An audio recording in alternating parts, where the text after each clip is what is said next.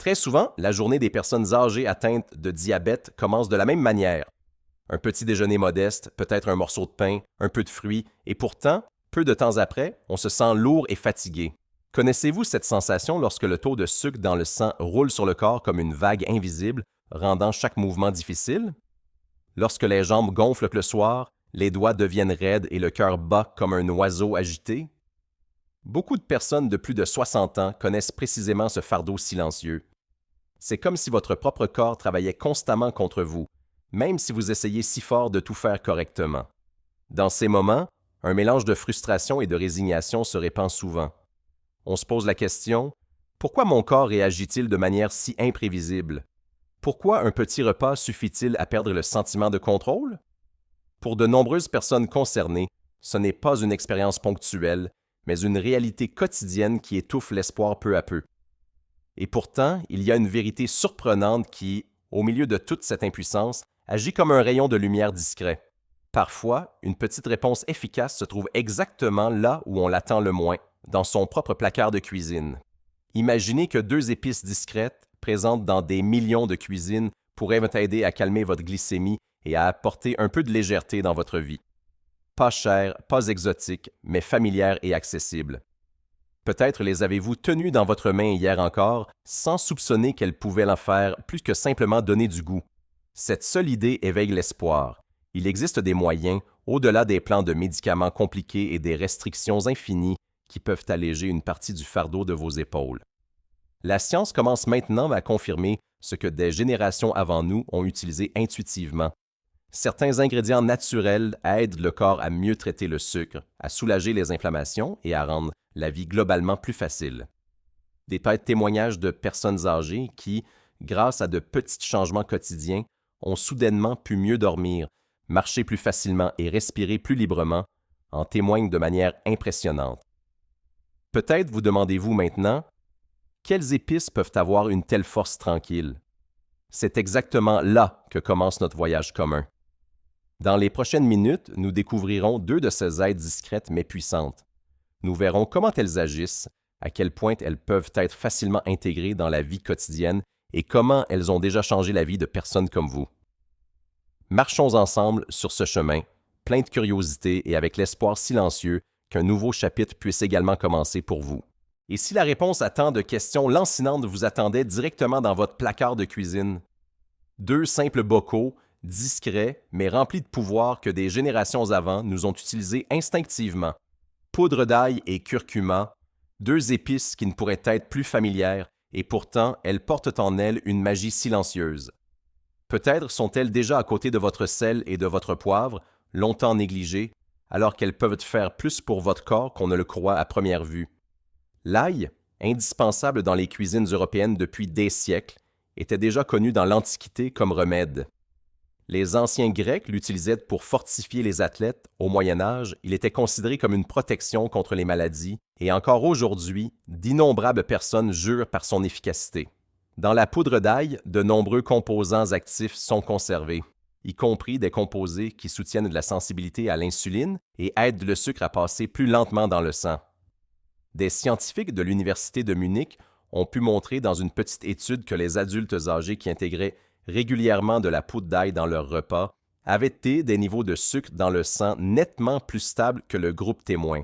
Et ce n'est pas tout. La circulation sanguine s'est également améliorée, ce qui est d'une valeur inestimable, surtout pour les personnes de plus de 60 ans atteintes de diabète. Le curcuma, la poudre jaune dorée issue de la racine de la plante de curcuma, est utilisé depuis des siècles dans la médecine indienne et d'Asie du Sud-Est. Il y est vénéré comme l'épice de vie.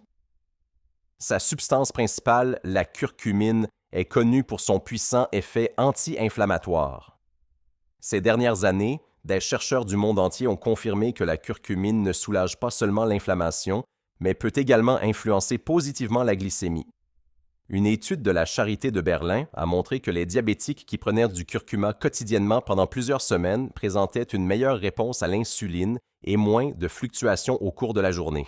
La science moderne reprend ainsi ce que la médecine traditionnelle savait depuis longtemps. Cette épice protège, calme et fortifie. Mais ce qui rend ces deux ingrédients si spéciaux, c'est leur accessibilité. Il n'était pas nécessaire de visiter des marchés exotiques, ni de reproduire des recettes compliquées. La poudre d'ail et le curcuma se trouvent dans presque tous les supermarchés en France. Ils sont bon marché et simples d'utilisation. Ce ne sont pas des élixirs secrets, mais des aides du quotidien qui agissent discrètement, mais puissamment. Et c'est précisément dans leur caractère simple et quotidien que réside leur force. Tout le monde peut les utiliser immédiatement, sans grand effort, sans charge supplémentaire. Lorsque nous pensons aux nombreuses petites plaintes qui accompagnent la vie avec le diabète, les jambes lourdes le soir, les nuits agitées, le mal de tête sourd après un repas, ces deux épices apparaissent presque comme de fidèles amis. Ce ne sont pas des remèdes miracles, et pourtant, elles peuvent aider à rendre le quotidien plus facile et le corps plus équilibré. Peut-être vous souvenez-vous de l'odeur de l'ail fraîchement frit dans du beurre ou de la couleur chaude et dorée d'un curry au curcuma.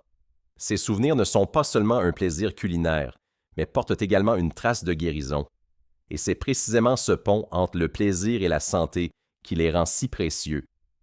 Mais comment intégrer concrètement ces deux épices dans le quotidien sans que cela devienne compliqué ou fastidieux? Quels petits gestes peuvent déjà faire une différence dès demain? C'est exactement ce que nous allons voir maintenant, des moyens pratiques pour que la poudre d'ail et le curcuma deviennent des aides silencieuses dans votre vie quotidienne. Imaginez que c'est un matin tout à fait ordinaire.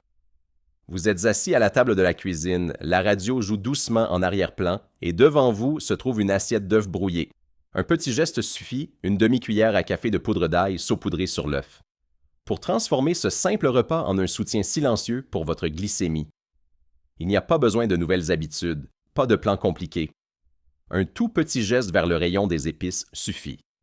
La poudre d'ail et le curcuma peuvent également être facilement intégrés au déjeuner. Une cuillère dans la soupe de légumes, un peu saupoudrée sur des brocolis à la vapeur ou mélangée à la sauce pour les pommes de terre. Ce sont des petites choses qui passent presque inaperçues, mais qui aident le corps à absorber le sucre plus lentement. La couleur dorée du curcuma n'apporte pas seulement de la chaleur au plat, mais aussi de la sérénité au métabolisme. Avez-vous déjà remarqué comment une assiette aux couleurs vives rend le cœur un peu plus léger? L'après-midi est souvent le moment le plus difficile. Fatigue, une légère envie de sucrerie, parfois aussi une lourdeur de tête. Au lieu de vous tourner vers le chocolat, vous pouvez prendre un simple yaourt, y ajouter une pincée de poudre d'ail mélangée avec quelques gouttes de jus de citron et vous obtenez un dip crémeux que vous pouvez déguster avec des tranches de concombre ou de poivron. Ceux qui aiment un peu plus épicé peuvent ajouter une touche de curcuma. Ainsi, une collation ne devient pas un danger pour la glycémie, mais une petite aide. Et puis le soir, quand le corps veut se reposer, mais que les maux se font souvent sentir. Articulations raides, pieds à froid, pensées agitées. Un verre de lait chaud, ou pour beaucoup, mieux toléré, lait d'amande ou d'avoine, avec une demi-pointe de cuillère à café de curcuma et une touche de cannelle, peut agir comme un doux câlin. Il apaise, soulage l'inflammation et procure un sommeil plus profond. Ceux qui souhaitent adoucir le goût peuvent y ajouter un peu de miel en gardant bien sûr un œil sur la quantité. Même les personnes qui ont des problèmes dentaires ou de mastication n'ont pas à se priver. La poudre d'ail et le curcuma se mélangent facilement aux soupes, purées ou smoothies. Ceux qui sont sensibles au piquant peuvent commencer par une pointe de couteau, laisser le corps s'habituer lentement et augmenter la quantité avec précaution. Un morceau de pain complet avec un peu d'huile d'olive, de poudre d'ail et une touche de curcuma devient ainsi un petit festin qui procure à la fois du plaisir et accompagne doucement la glycémie. Ces petits changements ne sont pas un lourd fardeau, mais un compagnon silencieux tout au long de la journée. Ils montrent qu'il n'est pas nécessaire de tout chambouler pour ressentir un effet notable. Parfois, c'est la petite pincée sortie du pot d'épices qui rend une nuit entière plus reposante ou un après-midi plus léger. Mais rien n'est plus convaincant que l'histoire d'une personne qui a elle-même vécu comment ses habitudes ont changé sa vie. Jetons donc un coup d'œil à une femme qui, à plus de 70 ans, a trouvé un moyen d'alléger son fardeau par rien d'autre que ces deux simples épices. C'était un matin frais d'automne lorsque Madame Élisabeth, âgée de 72 ans, se tenait à la fenêtre de son petit appartement à Nuremberg. Elle était atteinte de diabète de type 2 depuis des années et chaque jour apportait de nouveaux obstacles. Le matin, elle se sentait souvent si lourde que le chemin jusqu'à la boîte aux lettres lui semblait être une ascension de montagne. Ses nuits étaient agitées, réveil constant, sueur nocturne, un cœur qui battait la chamade. Ses mains, qui aimaient tant tricoter auparavant, étaient raides et douloureuses, de sorte qu'elle pouvait à peine tenir les aiguilles. C'est comme si la vie me glissait des doigts, morceau par morceau, confia-t-elle un jour à sa petite-fille. Tout a changé lorsqu'elle a entendu un simple conseil lors d'une visite chez sa voisine. Celle-ci racontait qu'elle saupoudrait chaque matin une petite pincée de poudre d'ail sur son pain à l'huile d'olive et buvait le soir un verre de lait chaud au curcuma. Élisabeth était sceptique. Comment un peu d'épices pourrait-il l'aider, alors même que les médicaments n'apportaient presque plus de soulagement? Pourtant, quelque chose en elle lui disait « Essaie, tu n'as rien à perdre. » Elle a commencé le lendemain. Une demi-cuillère à café de poudre d'ail dans les œufs brouillés au petit déjeuner, une pincée de curcuma dans une boisson chaude à l'avoine le soir. La première semaine s'est déroulée sans grand changement, mais ensuite, elle a remarqué de petites choses. Sa glycémie, qui était souvent à 165 le matin, a chuté à environ 130. Elle se réveillait moins souvent et ses jambes ne lui semblaient plus aussi lourdes. Après 2 semaines, elle a constaté que les douleurs lancinantes dans les doigts diminuaient.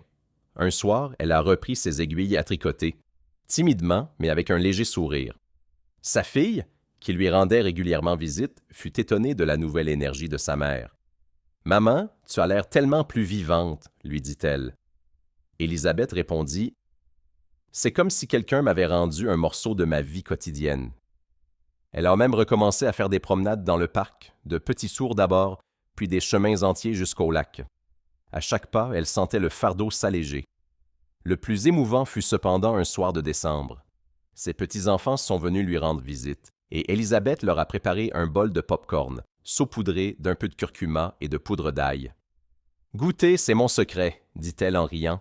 Les enfants ont trouvé cela délicieux, et pour Élisabeth, ce fut un moment de fierté.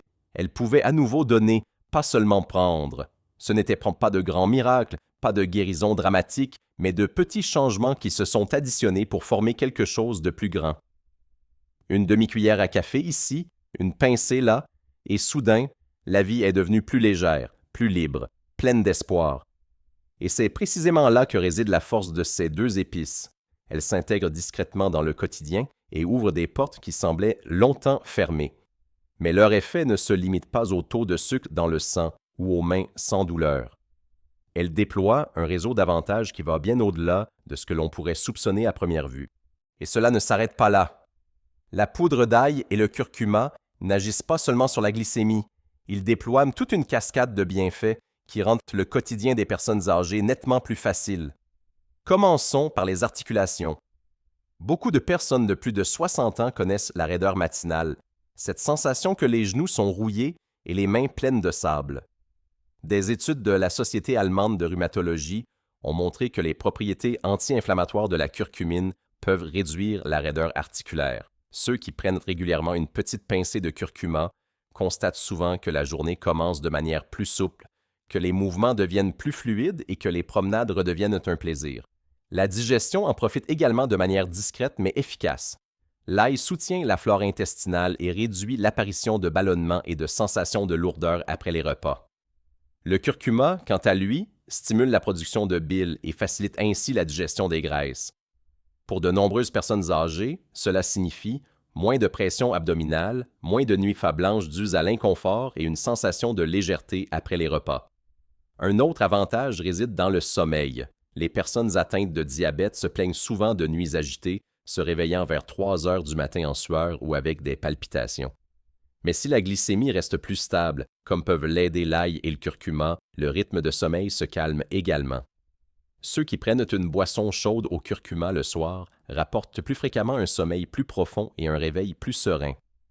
C'est comme si la nuit redevenait une source de repos au lieu d'une charge supplémentaire. Et qu'en est-il de la tête, si souvent enveloppée d'un brouillard opaque? De nombreux diabétiques âgés décrivent cette sensation de brouillard mental, la difficulté à se concentrer ou à se souvenir des choses. Ici, l'action de ces épices est subtile mais perceptible. Des taux de sucre dans le sang plus stables signifient moins de fluctuations dans le métabolisme cérébral. Cela conduit à plus de clarté, moins d'irritabilité et une nouvelle légèreté dans la pensée. Même la peau et les yeux peuvent en bénéficier. Ceux qui souffrent de peau sèche, de petites inflammations ou d'yeux irrités trouvent dans l'ail et le curcuma des aides silencieuses. Leurs propriétés antioxydantes améliorent la circulation sanguine dans les plus petits vaisseaux, ce qui soulage à la fois la peau et les structures sensibles de Certains psautis rapportent moins de sensations de brûlure aux yeux le soir, une peau plus lisse et un aspect globalement plus vital. La circulation sanguine elle-même change. Les personnes atteintes de diabète en particulier souffrent de pieds froids, de picotements dans les orteils ou de chevilles gonflées. L'ail est ici particulièrement efficace car il détend les vaisseaux et améliore le flux sanguin. Une étude de la Mayo Clinic a montré que les préparations à base d'ail pouvaient augmenter significativement la microcirculation chez les personnes âgées. Transposé à l'alimentation quotidienne, cela signifie plus de chaleur dans les membres, moins d'engourdissement et une sensation de sécurité en marchant. Les petits maux quotidiens de la bouche ne doivent pas non plus être sous-estimés. Certains diabétiques souffrent de problèmes de gencives ou de mauvaise haleine désagréables. L'ail, aussi étonnant que cela puisse paraître, a ici un effet régulateur. Ses propriétés antibactériennes peuvent réduire les inflammations dans la cavité buccale, tandis que le curcuma dissous dans de l'eau chaude sert même de rince-bouche doux. Cela n'apporte pas seulement un soulagement, mais redonne aussi un peu de confiance en soi. Cette large palette de bienfaits montre qu'il ne s'agit pas seulement de deux épices, mais de deux compagnons qui touchent de nombreux aspects de la vie. Du corps à l'esprit, des articulations à la peau, de la digestion à l'humeur, ils construisent un réseau qui rend le quotidien plus sûr, plus facile et plus épanouissant. Mais toutes ces connaissances restent abstraites tant qu'elles ne sont pas partagées dans la vie.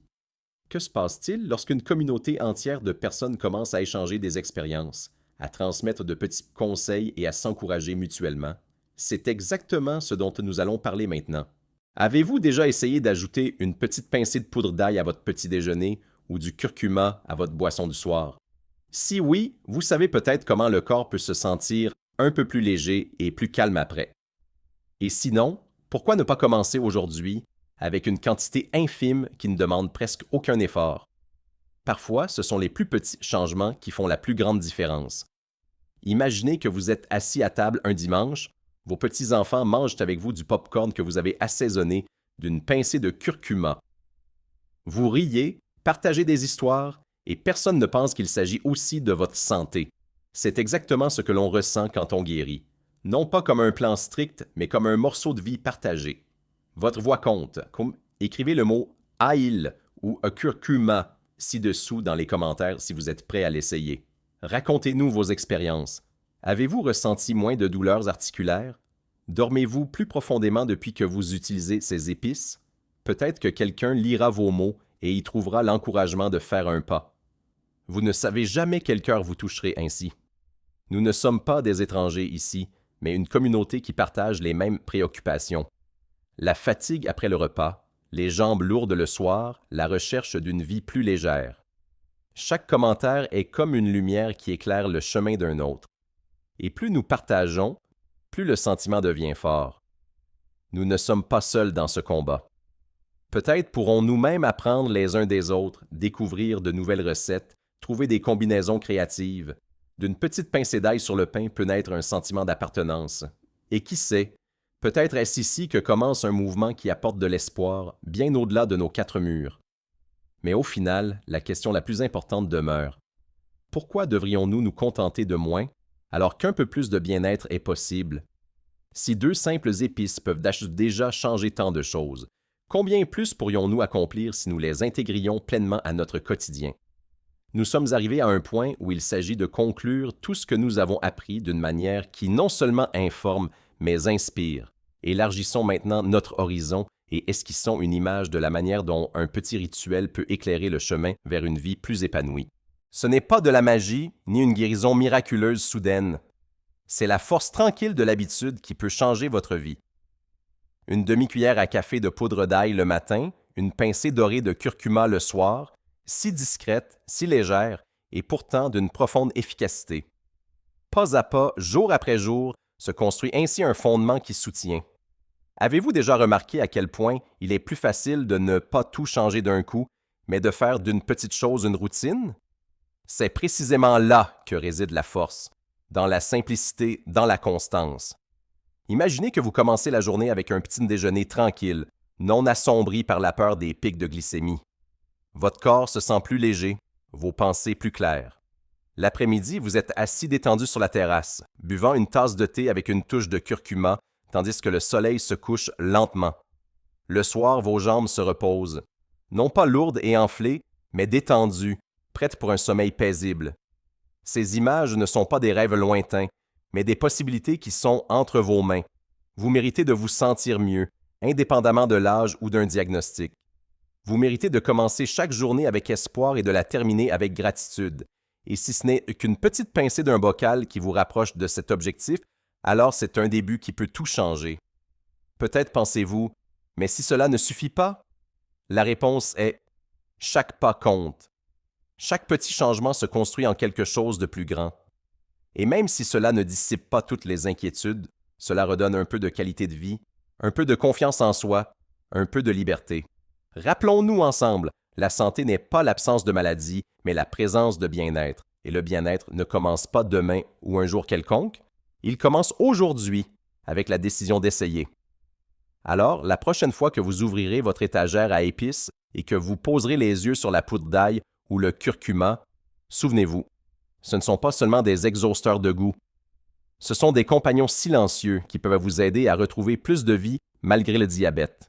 Et peut-être, juste peut-être, cela marquera-t-il le début d'un nouveau chapitre rempli de lumière, d'espoir et de joie tranquille.